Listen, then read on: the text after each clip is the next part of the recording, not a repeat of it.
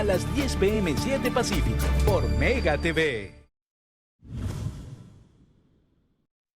Cruce de acusaciones por violar los acuerdos de Doha con la ejecución que Estados Unidos ha realizado mediante dron del líder de la banda Al-Qaeda, Ayman al-Zawahiri, en Afganistán. Los talibanes creen que los estadounidenses se los han saltado al intervenir en Kabul después del pacto de retirada de tropas, mientras que Estados Unidos les acusa en cambio de romper el acuerdo al cobijar al líder terrorista. Además, el propio Biden ha atribuido el ataque a la CIA, lo que evitaría implicar al ejército estadounidense. Nuestra unidad de inteligencia localizó a Zawahiri a principios de este año. Se había trasladado al centro de Kabul para reunirse con miembros de su familia directa. Después de considerar cuidadosamente las pruebas claras y convincentes de su ubicación, autoricé un ataque de precisión que lo eliminara de una vez por todas del campo de batalla. Según la Casa Blanca, el líder terrorista murió en una operación de precisión en la que solo él fue eliminado, algo en lo que el propio Biden había insistido en varias ocasiones y que había puesto como una de las condiciones para proceder con el ataque. El médico septuagenario al-Zawahiri llegó a ser la mano derecha de Osama Bin Laden. Después del asesinato de su predecesor en 2011, se convirtió en el líder de la banda. Su última aparición en vídeo fue con motivo del 20º aniversario de los atentados del 11S. Para este segmento tenemos directamente desde Boston, Massachusetts, a Gonzalo Muñoz Sanz, analista político español. Gonzalo, siempre es un placer, un privilegio tenerla en el programa. Bueno, hay varias cosas aquí. Había una recompensa de 25 millones. Hay, pues, lo que muchos consideran una posibilidad de delación, de ubicar a este objetivo importantísimo de Al-Qaeda, la mano derecha de Osama Bin Laden, dicen, en los ataques del 11 de septiembre de 2001.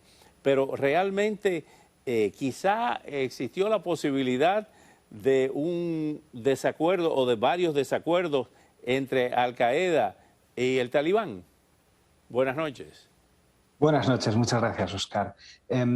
No creo que los talibanes hayan dado refugio a al-Zawahiri de manera consciente. Si lo han hecho, desde luego, están violando los acuerdos de Doha, como decía Joe Biden.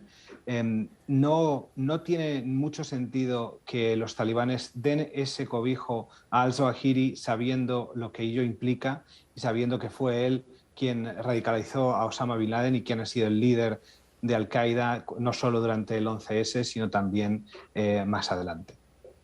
Ahora bien, por la parte de Estados Unidos no se violan los acuerdos de Doha porque no hubo tropas norteamericanas en territorio afgano, sino se trata de un dron que nos llama la atención porque no tiene explosivos, sino es un dron con cuchillos.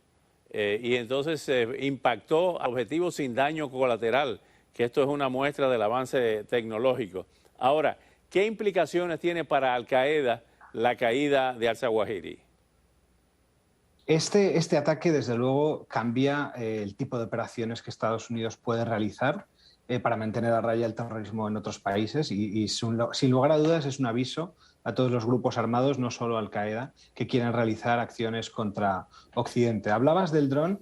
El dron fue un MQ-9 Reaper de General Atomics que tiene un rango increíble de cientos de millas y los misiles fueron los Hellfire R9X, que es un misil que, como has dicho, no explota. Tiene 6 cuchillas que se extienden desde el fuselaje y solo daña al objetivo y a su entorno más inmediato. De forma que haber eliminado a al-Zawahiri es un golpe mayor que simplemente haber eliminado a su líder, porque elimina también la forma de actuación que tiene Al-Qaeda. De hecho, una de las razones por las que se ha podido estrechar el cerco sobre al-Zawahiri es la cantidad de vídeos que estaba realizando en estos últimos meses. Por lo tanto, Al-Qaeda tiene que cambiar su forma de operar para seguir adelante, si es que eso es lo que deciden hacer. En este complicado panorama que enfrentamos en el día de hoy, en los segmentos anteriores del programa estábamos hablando de la visita de la señora Pelosi a Taiwán, las amenazas de China, el movimiento de tropas y de equipos de la Fuerza Aérea y de la Marina, del Navy, de la Armada. Estamos viendo lo que está ocurriendo con Rusia y Ucrania. Realmente la importancia que reviste para la seguridad de Estados Unidos Al-Qaeda, lo que queda de ISIS, Hezbollah, Hamas. ¿Cómo ves ese panorama de estos grupos que derivaron luego de la Guerra Fría en actos contra ellos y de ellos contra nosotros? Ahora, ¿cómo cambia la correlación de fuerzas y la geopolítica con las crisis de Rusia y de China? Desde luego ahora es Al-Qaeda y el resto de grupos terroristas como Al-Qaeda ahora mismo no son la gran prioridad de Estados Unidos, y es cierto que el cambio de recursos, es decir, los recursos humanos y militares que se van a dedicar probablemente a la defensa de Taiwán, de Ucrania y de otros estados cercanos a Rusia y a China. Por lo tanto, cambia geopolíticamente este nuevo escenario desde que Rusia invadió Ucrania. Ha cambiado la cantidad de recursos que Estados Unidos puede dedicarle a la lucha contra el terrorismo. No hay que nunca dejar de lado esta lucha contra el terrorismo, porque en el año 2001 nadie se esperaba que Al-Qaeda tuviese la fuerza para llevar a cabo los ataques terroristas donde murieron miles de personas. Entonces, espero que, aunque es inevitable que cambie el foco de actuación de Estados Unidos y de la política exterior, que se al menos dediquen unos recursos a esta lucha contra el terrorismo y no se abandone. Ahora bien, con las prioridades, la Realpolitik también implica prioridades. La prioridad de Rusia ahora mismo no es ayudar en su alianza con Irán a los grupos que son beneficiarios de Teherán, como el caso de Hezbollah y el caso también de Hamas en el Medio Oriente. ¿Cómo esa correlación de fuerzas se reorienta ahora en esta lucha frontal, casi frontal, de Estados Unidos con Moscú y con China, agravada con la visita de Nancy Pelosi en el día de hoy? Mientras el petróleo continúe en niveles altos, en unos precios récord como están ahora mismo, el eje de Irán y Rusia estará fortalecido. Es decir, la entrada de divisas que llega a estos países por temas energéticos, petróleo, gas, etcétera, les da una fuerza que no tenían hace 5 o 6 años.